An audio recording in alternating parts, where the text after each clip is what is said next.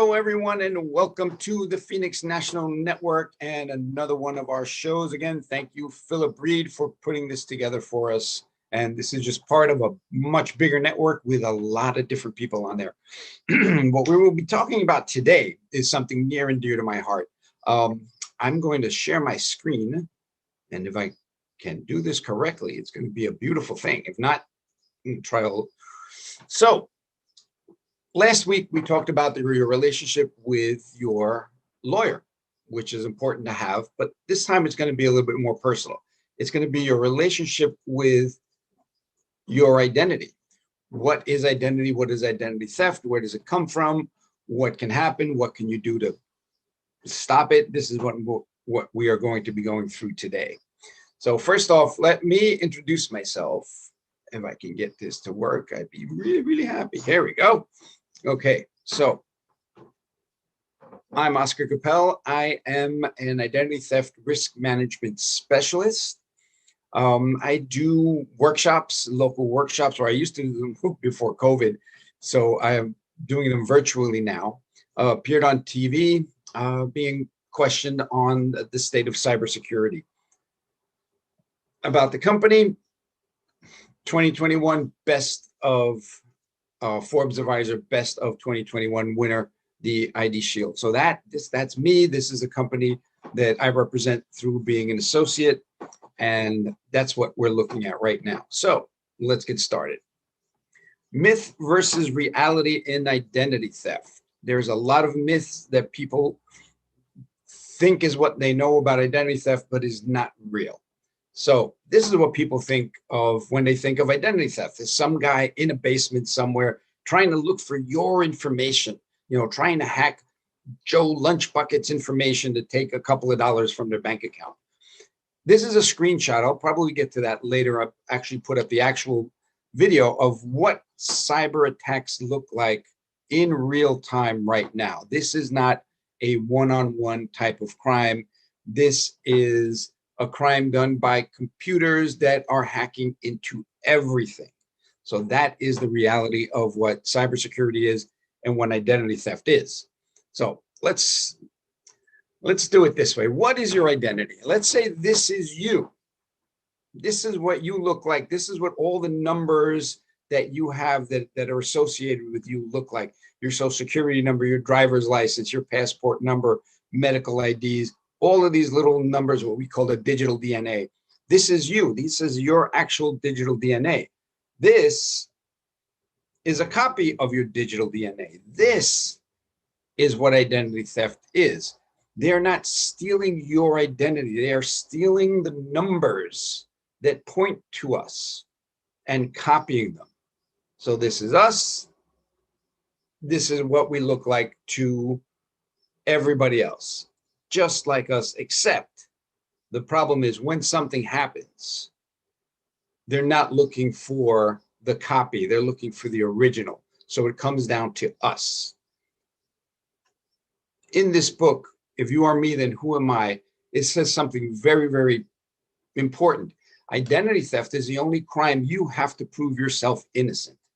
Why? Because all the numbers, everything point to you, the person, not you, the person that is impersonating you. That is the biggest difference with identity theft.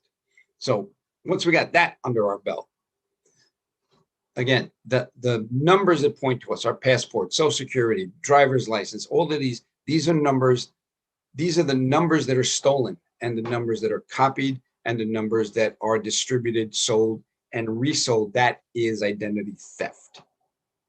So your information goes out and is distributed over and over and over again. Let's say you go to a doctor's office, and medical identity theft is one of the fastest growing identity thefts, simply because banks and finance and credit cards, they've put in a lot of safeties in place. That little chip on your credit card is a European MasterCard and Visa chip. It creates a special number between the merchant and the bank, so your credit card is no longer there in the system. It's just a transaction number. So if they hack into like they did with Home Depot. All they're going to get is transaction numbers, no real anything that they can actually steal and resell. So now identity thieves are looking for other ways to cash in on this. And one is medical. And I have a huge blue jay outside. Medical is one way of taking new victims. This is something you would fill out when you go to the doctor's office. Everything there in red is personally identifiable information that can be stolen and sold for profit. So that right there, just going to the doctor once, filling out that form, puts you in that position that if something happens either to the medical center or to, let's say, Quest Diagnostic and Lab Corp, this is in 2019, like one day after the other, this happened. 12 million, 7 million records on the other one. Our information is out there, it's being sold, and it's being captured from all these different places. Again, they're not looking to steal our information. They're looking to steal lots of information, put it up for sale for a profit. What does it cost to fix your medical ID? Out-of-pocket expenses could be $13,000, they said. And the other funny thing with HIPAA laws, if I steal your identity and I have diabetes, I will go to the doctor with a forged medical ID insurance card as you. I get the treatment, but my diabetes gets put on your medical records. So if you go to the doctor, let's say in an emergency, as what happened, and the doctor says, oh, this guy needs an insulin shot because he has diabetes, that could potentially kill you if it's not caught in time. So that is the huge problem with medical identity theft. The other problem is with HIPAA laws. You can no longer look at your own medical record to see what is not you, because my record is in there also. And because of the screwed up HIPAA laws, you can't see somebody else's medical record. So that's where you need someone to come in between and get that fixed. Here's another slight problem that could happen with identity theft. Someone uses your identity, commits a crime. Who are they looking for? When this poor guy, Mr. Gerber Guzman, was pulled over, his driver's license was used in, let's say, I believe this one was, he didn't show up to court, so there was a warrant out for his arrest. He spent 2 weeks in jail till they figured out that the guy that they have is not the guy that committed the crime.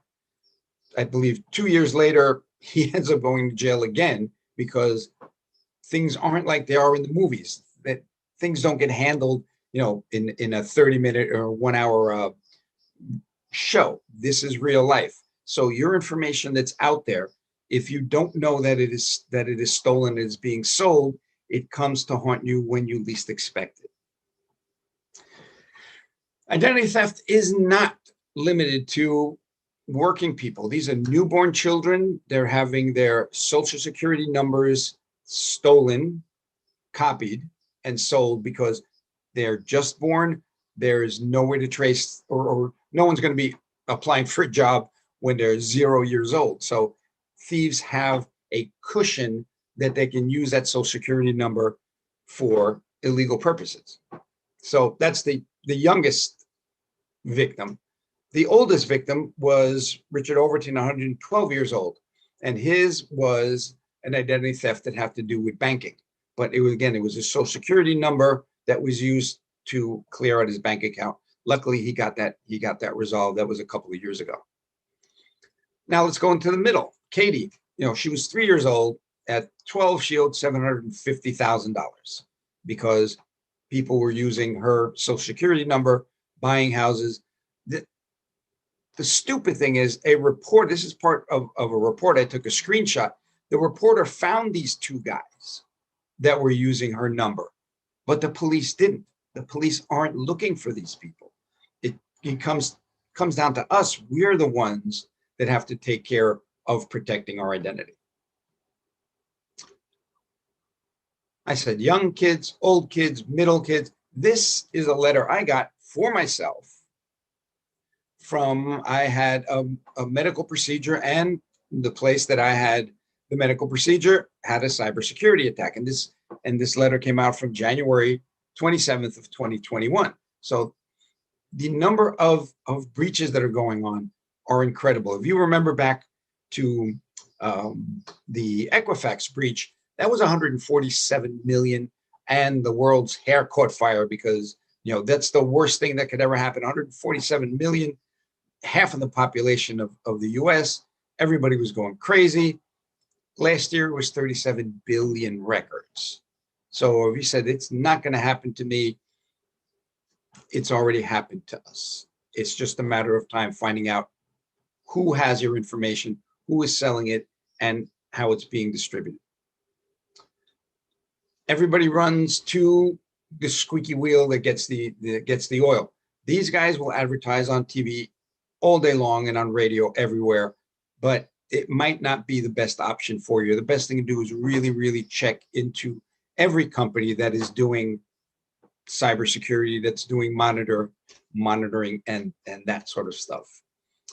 Morgan Wright, the U.S. State Department senior anti-terrorism advisor, when there was an interview during the Equifax breach that I talked about, the reporter says, well, what do you do?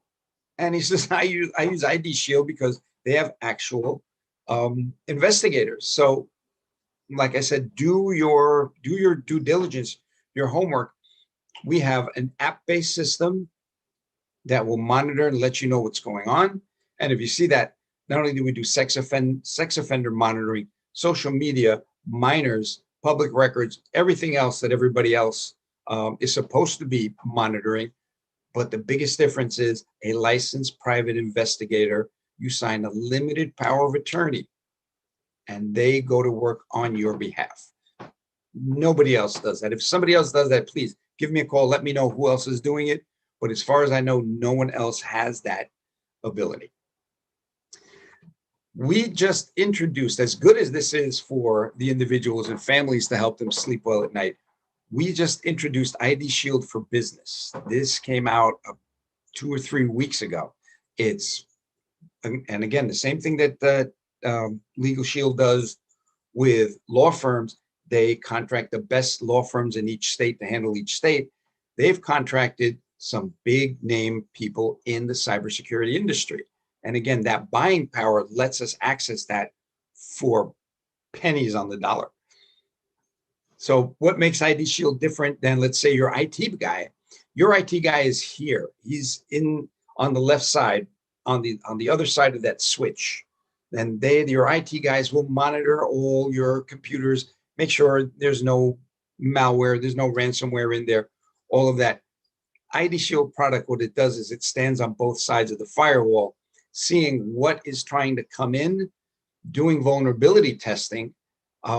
With this system, it'll automatically once a month run a vulnerability test. Once that's run, you will get a printout of what vulnerabilities they found. Now you call the people that will correct that, and that's all done internally. Again, get a hold of me for more information on this. My name should be on the screen. I can't see it because I'm live, but my number is 646-578-7097, and get a hold of me and we'll talk about how this can set up for a small business, especially a mom and pop shop that doesn't have an IT department, but are doing transactions. They have records, they have customer records. There's all this information that, again, gets hacked, and it gets hacked very, very easily now. The last thing I want to hit on right now is, not only do we do this to protect individuals, families, and businesses and help them sleep well at night, we donate a portion, my group especially, donates a portion of every sale to Operation Underground Railroad. And they exist to rescue children from sex trafficking, sexual exploitation, and organ harvesting. This is what these guys do, and we are funding them as much as we can to really put a dent in this. Child sex trafficking goes on everywhere. It's not just in what people call foreign countries. There are 26 US states that are in active investigations right now. So this is going on next door. Again, our children are not for sale.